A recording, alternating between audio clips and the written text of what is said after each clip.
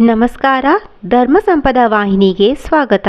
ಪೌರಾಣಿಕ ಕಥೆಗಳಲ್ಲಿ ಕೃಷ್ಣನು ಯಾವಾಗಲೂ ಕೊಳಲನ್ನು ಹಿಡಿದಿರುವುದನ್ನು ಅಥವಾ ನುಡಿಸುವುದನ್ನು ನೋಡಿದ್ದೇವೆ. ಈ ಕೊಳಲು ಪ್ರೇಮ ಮತ್ತು ಪರಮಾತ್ಮನಿಗೆ ಶರಣಾಗತಿಯ ಅತ್ಯಂತ ಉದ್ರೇಕಕಾರಿ ರೂಪಕಗಳಲ್ಲಿ ಒಂದಾಗಿದೆ. ಕೃಷ್ಣನಿಗೆ ಕೊಳಲು ಹೇಗೆ ಬಂತು ಎಂಬುದರ ಒಂದು ದಂತಕಥೆಯನ್ನು ನೋಡೋಣ.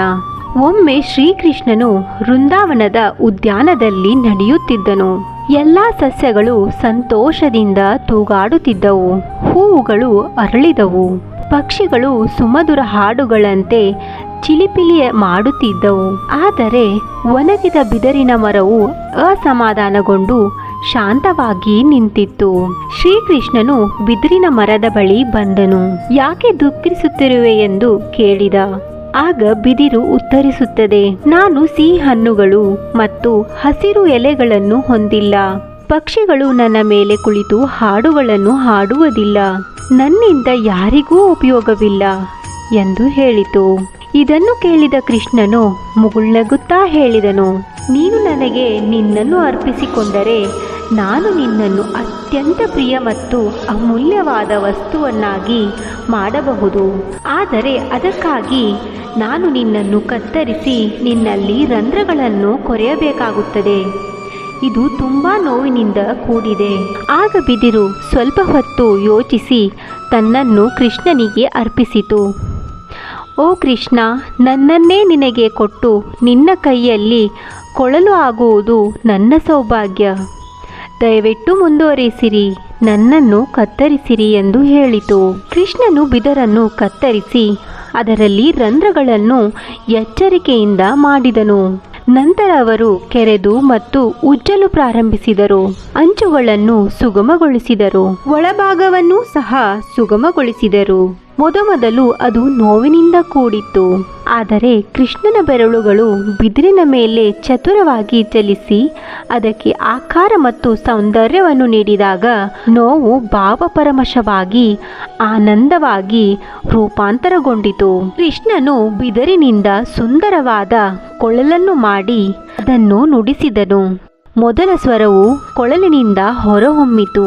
ಸ್ಪಷ್ಟ ಮತ್ತು ಬಲವಾದ ಪ್ರಾಚೀನ ಪ್ರೀತಿಯ ಒಂದು ರಾಗ ಬ್ರಹ್ಮಾಂಡದಾದ್ಯಂತ ಅಲೆಗಳಂತೆ ಹರಡಿತು ಮತ್ತು ಅವರ ಕೊಳಲಿನ ಶಬ್ದವನ್ನು ಕೇಳಲು ಎಲ್ಲರ ಹೃದಯಗಳನ್ನು ಶುದ್ಧ ಪ್ರೀತಿಯ ಮತ್ತು ತೀವ್ರವಾದ ಆನಂದದಿಂದ ತುಂಬಿಸುತ್ತಿತ್ತು.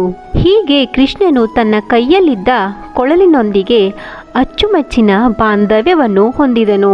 ಅವನು ಅದನ್ನು ತನ್ನೊಂದಿಗೆ ಕೊಂಡೊಯ್ಯುತ್ತಾ ಇದ್ದನು, ತನ್ನೊಂದಿಗೆ ಸುರಕ್ಷಿತವಾಗಿರಿಸುತ್ತಾ ಇದ್ದನು. ಇದರಿಂದ ಗೋಪಿಯರ ಕೊಳಲಿನ ಬಗ್ಗೆ ಅಸೂಯೆ ಉಂಟಾಯಿತು. ಅವನ ಕೈಯಲ್ಲಿ ಆ ಕೊಳಲು ನಾನಾಗಿದ್ದರೆ ಎಂದು ಪ್ರತಿಯೊಬ್ಬ ಗೋಪಿಯು ತನ್ನಷ್ಟಕ್ಕೆ ತಾನೇ ಕೊರಗುತ್ತಾ ಇದ್ದರು. ಒಮ್ಮೆ ಗೋಪಿಕೆಯರಲ್ಲಿ ಕೆಲವರು ಕೊಳಲಿನ ಬಳಿಗೆ ಬಂದು ಈ ರೀತಿಯಾಗಿ ಕೇಳುತ್ತಾರೆ, ಕೃಷ್ಣನು ನಮ್ಮ ಪ್ರಭು ಮತ್ತು ಗುರು, ನಮ್ಮ ಸ್ನೇಹಿತ ಮತ್ತು ಪ್ರಿಯ. ಆದರೂ ಅವನು ನಮ್ಮೊಂದಿಗೆ ಹೆಚ್ಚು ಸಮಯ ಕಳೆಯಲು ಸಾಧ್ಯವಿಲ್ಲ. ಆದರೆ ನೀವು ಯಾವಾಗಲೂ ಅವನೊಂದಿಗೆ ಇರುತ್ತೀರಿ. ಶ್ರೀಕೃಷ್ಣನು ನಿಮ್ಮನ್ನು ಹಗಲು ರಾತ್ರಿ ಎನ್ನದೆ ನಿಮ್ಮೊಡನೆಯೇ ಇರುತ್ತಾನೆ. ನಮಗೆ ಹೇಳಿ ಇದರ ರಹಸ್ಯವೇನು ಎಂದು ಕೇಳಿದರು. ಮತ್ತು ಕೊಳಲು ಸರಳವಾಗಿ ಸ್ಪಷ್ಟವಾಗಿ ಉತ್ತರಿಸಿತು, ಒಳಗೆ ನಾನು ಖಾಲಿಯಾಗಿದ್ದೇನೆ ಎಂಬುದು ರಹಸ್ಯವಾಗಿದೆ. ನನ್ನದೇನೂ ಇಲ್ಲ. ನಾನು ಸಂಪೂರ್ಣವಾಗಿ ನನ್ನ ದೇವರು ಅಂದರೆ ಶ್ರೀಕೃಷ್ಣನ ಸೇವೆಯಲ್ಲಿದ್ದೇನೆ ಎಂದು ಹೇಳಿತು. ವೃಂದಾವನದ ಜನರು ದೇವರಿಗೆ ಶರಣಾಗುವುದು ಎಂದರೆ ಕಷ್ಟವೆಂದು ತಿಳಿದಿದ್ದರು. ನಮಗೆ ಯಾವುದು ಉತ್ತಮ ಎಂದು ಆ ದೇವರಿಗೆ ಯಾವಾಗಲೂ ತಿಳಿದಿರುತ್ತದೆ ಎಂದು ವೃಂದಾವನದ ಜನರು ಅರಿತುಕೊಂಡರು. ಕೃಷ್ಣ ಮತ್ತು ಕೊಳಲಿನ ಕಥೆಯು ದೇವರ ಯೋಜನೆಗಳಲ್ಲಿ ನಂಬಿಕೆ ಇಡುವುದು, ಆತನ ಚಿತ್ತಕ್ಕೆ ನಮ್ಮನ್ನು ಸಂಪೂರ್ಣವಾಗಿ ಒಪ್ಪಿಸುವುದು ಮತ್ತು ಆತನ ಉದ್ದೇಶಕ್ಕಾಗಿ ಬಳಸುವುದರಲ್ಲಿ ಸಂತೋಷವನ್ನು ಕಂಡುಕೊಳ್ಳುವುದು ನಮಗೆ ಕಲಿಸುತ್ತದೆ. ಶ್ರೀಕೃಷ್ಣನು ವಿಭಿನ್ನ ಕೊಳಲುಗಳನ್ನು ಹೊಂದಿದ್ದಾನೆ ಮತ್ತು ಅವನು ವಿಭಿನ್ನ ಉದ್ದೇಶಗಳಿಗಾಗಿ ವಿಭಿನ್ನ ಮಧುರಗಳನ್ನು ನುಡಿಸುತ್ತಾನೆ. ಕೃಷ್ಣನು ಬಳಸುವ 3 ರೀತಿಯ ಕೊಳಲುಗಳಿವೆ. ಮೊದಲನೆಯದಾಗಿ ವೇಣು ಕೊಳಲ, ಎರಡನೆಯದಾಗಿ ಮುರಳಿ ಕೊಳಲ, ಮೂರನೆಯದಾಗಿ ವಂಶಿ ಕೊಳಲ. ವೇಣು ಕೊಳಲ ತುಂಬಾ ಚಿಕ್ಕದಾಗಿದೆ. ಕೃಷ್ಣನು ಗೋಪಿಯರನ್ನು ಆಕರ್ಷಿಸಲು ವೇಣು ಕೊಳಲನ್ನು ಬಳಸುತ್ತಿದ್ದನು. ಈ ಕೊಳಲನ್ನು ಕೆಲವೊಮ್ಮೆ ಆಭರಣಗಳಿಂದ ಅಲಂಕರಿಸಲಾಗುತ್ತಿತ್ತು. ಮುರಳಿ ಕೊಳಲು 18 ಇಂಚು ಉದ್ದವಿದ್ದು ಕೊನೆಯಲ್ಲಿ ಒಂದು ರಂಧ್ರವಿರುತ್ತದೆ. ಕೊಳಲಿನ ದೇಹದ ಮೇಲೆ 4 ರಂಧ್ರಗಳು ಬಹಳ ಮೋಡಿ ಮಾಡುವ ರಾಗವನ್ನು ಉಂಟು ಮಾಡುತ್ತದೆ. ಶ್ರೀಕೃಷ್ಣನು ಮುರಳಿ ಕೊಳಲು ನುಡಿಸುವ ಕ್ಷಣದಲ್ಲಿ ಶಿವ ಮತ್ತು ಪಾರ್ವತಿ ಬಂದು ಕೃಷ್ಣನಿಂದ ಮುರಳಿನಾದವನ್ನು ಆನಂದಿಸುತ್ತಾರೆ. ವಂಶಿ ಕೊಳಲವು 18 ಇಂಚು ಉದ್ದ ಇದ್ದು ದೇಹದ ಮೇಲೆ 9 ರಂಧ್ರಗಳಿರುತ್ತವೆ. ಕೃಷ್ಣನ ವಂಶಿ ಕೊಳಲಿನ ಸದ್ದು 4 ದಿಕ್ಕಲ್ಲಿ ಪಸರಿಸುತ್ತದೆ. ಒಮ್ಮೆ ಕೃಷ್ಣನು ಎಲ್ಲ 3 ಕೊಳಲುಗಳನ್ನು ಏಕಕಾಲಕ್ಕೆ ನುಡಿಸಿದಾಗ 8 ಪರಿಣಾಮಗಳನ್ನು ಬೀರಿತು. ಮೊದಲನೆಯದಾಗಿ ಬ್ರಹ್ಮ ಮತ್ತು ಶಿವನ ಜ್ಞಾನವನ್ನು ಭಂಗಗೊಳಿಸಿತು ಮತ್ತು ಅವರ ಕೊಳಲಿನ ಧ್ವನಿಯಿಂದ ಸಂಪೂರ್ಣವಾಗಿ ಮಂತ್ರಮುಗ್ಧರಾದರು. ಎರಡನೆಯದಾಗಿ ಕೊಳಲಿನ ಮಾಧುರ್ಯವು ಯಮುನೆಯನ್ನು ಹಿಮ್ಮುಖವಾಗಿ ಹರಿಯುವಂತೆ ಮಾಡಿತು. ಮೂರನೆಯದಾಗಿ ಇದು ಚಂದ್ರನನ್ನು ಚಲಿಸದಂತೆ ಮಾಡಿತು. ನಾಲ್ಕನೆಯದಾಗಿ ಕೊಳಲ ರಾಗವು ಗೋವುಗಳು ಕೃಷ್ಣನ ಬಳಿಗೆ ಓಡಿಕೊಂಡು ಬರುವಂತೆ ಮಾಡಿತು. ಐದನೆಯದಾಗಿ ಗೋಪಿಕೆಯರನ್ನು ಆಕರ್ಷಿಸಿ ತನ್ನ ಬಳಿಗೆ ಬರುವಂತೆ ಮಾಡಿತು. ಆರನೆಯದಾಗಿ ಕಲ್ಲುಗಳನ್ನು ಕರಗಿಸಿ ಶರತ್ಕಾಲದ ಋತುವನ್ನು ಸೃಷ್ಟಿಸಿತು. ಏಳನೆಯದಾಗಿ ಇದು ಎಲ್ಲ ಋತುಗಳಲ್ಲಿ ಪ್ರಕಟವಾಯಿತು.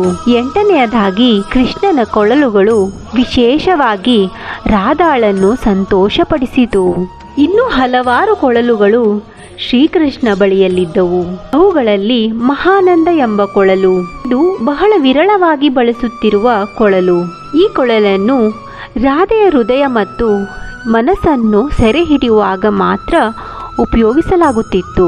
ಹಸುಗಳಿಗಾಗಿ ಕೃಷ್ಣನು ಮರದ ಮೇಲೆ ಕುಳಿತು ಕೊಳಲು ನುಡಿಸುತ್ತಾನೆ ಮತ್ತು ಅವನೊಂದಿಗೆ 900,000 ಹಸುಗಳನ್ನು ಮೇಯಿಸುತ್ತಾನೆ. ಮನೆಗೆ ಹಿಂದಿರುಗುವ ಮೊದಲು ಅವನು ಪ್ರತಿಯೊಂದು ಹಸಿವಿಗೂ ತನ್ನದೇ ಆದ ಹೆಸರಿನಿಂದ ಆ ಕೊಳಲಿನ ಧ್ವನಿಯ ಮೂಲಕ ಎಲ್ಲರನ್ನೂ ಒಂದಾಗಿ ಕರೆಯುತ್ತಿದ್ದನು. ಇದಿಷ್ಟು ಶ್ರೀಕೃಷ್ಣನ ಕೊಳಲಿನ ಮಹಾತ್ಮೆ. ಈ ವಿಡಿಯೋ ಇಷ್ಟವಾದಲ್ಲಿ ಲೈಕ್ ಮಾಡಿ, ಕಮೆಂಟ್ ಮಾಡಿ, ಶೇರ್ ಮಾಡಿ. ಇನ್ನಷ್ಟು ಮಾಹಿತಿಗಳಿಗಾಗಿ ಸಬ್ಸ್ಕ್ರೈಬ್ ಮಾಡಿ. ಧನ್ಯವಾದಗಳು.